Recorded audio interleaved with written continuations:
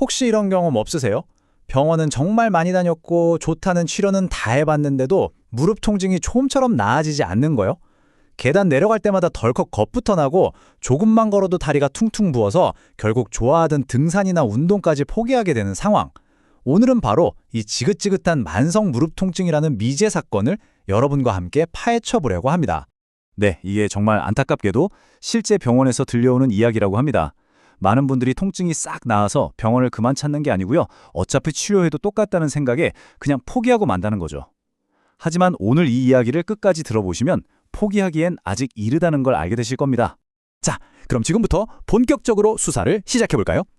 이 무릎 통증을 평생 안고 가야 할 숙제가 아니라 우리가 해결할 수 있는 하나의 사건으로 보는 겁니다. 단서들을 하나씩 차근차근 따라가다 보면 분명 진짜 범인을 찾아낼 수 있을 거예요.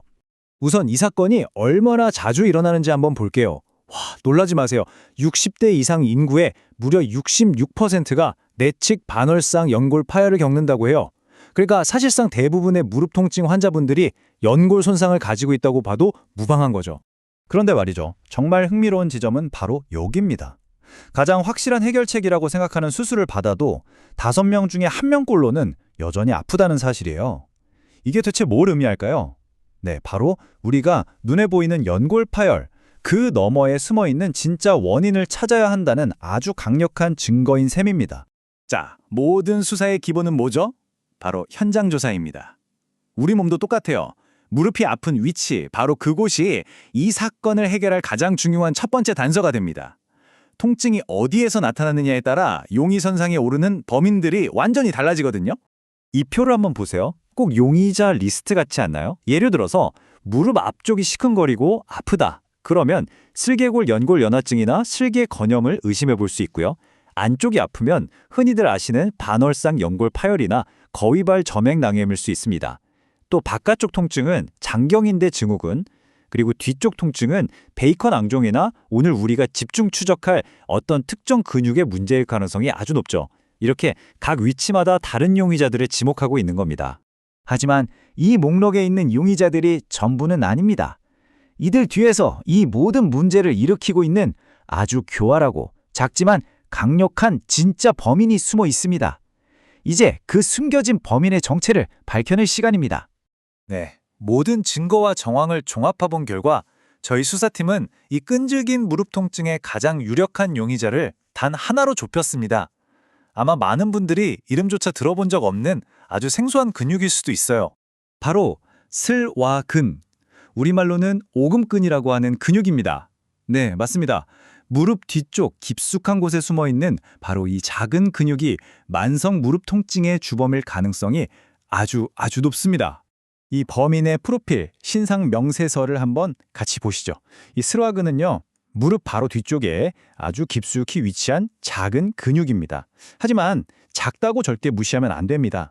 이 근육은 우리가 걷는 내내 단 한순간도 쉬지 않고 계속 일을 하거든요. 사실상 우리 몸에서 가장 혹사당하는 근육 중 하나고요. 무엇보다 뻣뻣하게 굳은 무릎 관절을 여는 핵심 열쇠 역할을 합니다. 자, 그럼 이 범인이 대체 어떤 교묘한 수법을 쓰는 걸까요? 그걸 이해하려면 나사 잠김 기전이라는 우리 몸의 신비한 메커니즘을 알아야 합니다.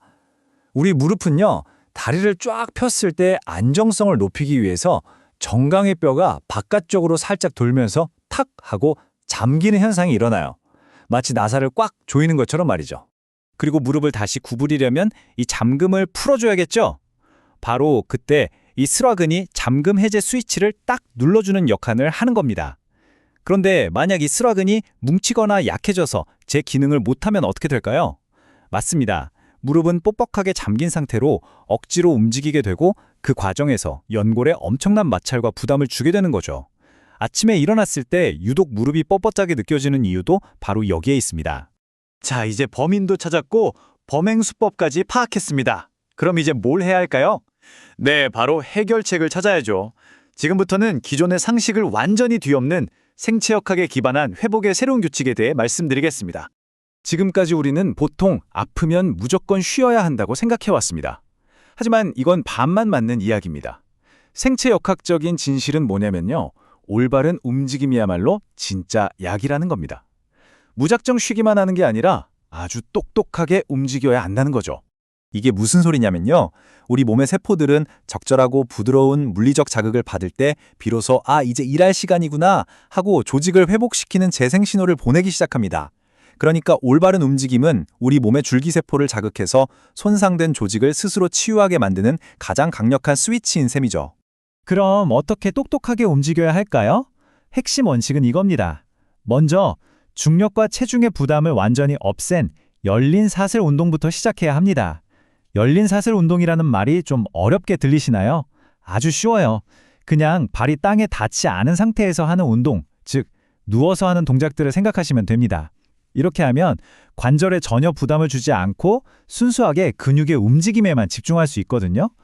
여기서 목표는 단순히 근력을 키우는 게 아니라 근육이 올바르게 움직이는 법을 다시 가르쳐서 제 기능을 회복시키는 데 있습니다. 자, 이제 이론은 충분합니다. 여러분의 회복 여정을 위한 가장 구체적이고 실용적인 단계로 넘어가 볼게요. 지금 당장 집에서 이 영상을 보시고 바로 시작할 수 있는 핵심 운동 3가지를 알려드리겠습니다. 첫째, 베개 두르기입니다. 아주 쉬워요. 편안하게 누운 상태에서 무릎 뒤 오금에 베개를 놓고 5초에서 6초 정도 바닥 쪽으로 지그시 눌러주는 겁니다. 둘째, 무릎 끝까지 펴기입니다. 무릎 아래에 수건을 둘둘 말아놓고 발 뒤꿈치를 천천히 들어 올려서 다리를 완전히 펴주는 동작이에요. 마지막으로 힐 슬라이드. 누워서 발 뒤꿈치를 엉덩이 쪽으로 통증이 없는 범위까지만 천천히 끌어당겼다가 다시 펴주는 겁니다. 이 3가지 운동만 꾸준히 해도 잠자고 있던 무릎 주변 근육들을 제대로 깨울 수 있습니다. 마지막으로 이 질문을 스스로에게 한번 던져보셨으면 좋겠습니다. 내 무릎 통증 정말 단순히 연골이 닳아 없어진 어쩔 수 없는 노화의 문제일까요? 아니면 그저 무릎이 올바르게 힘을 쓰고 제대로 움직이는 방법을 잠시 잊어버린 것은 아닐까요? 관점을 이렇게 조금만 바꾸면 해결의 길이 보이기 시작합니다. 여러분의 무릎에 올바른 움직임의 기회를 다시 한번 선물해 보세요.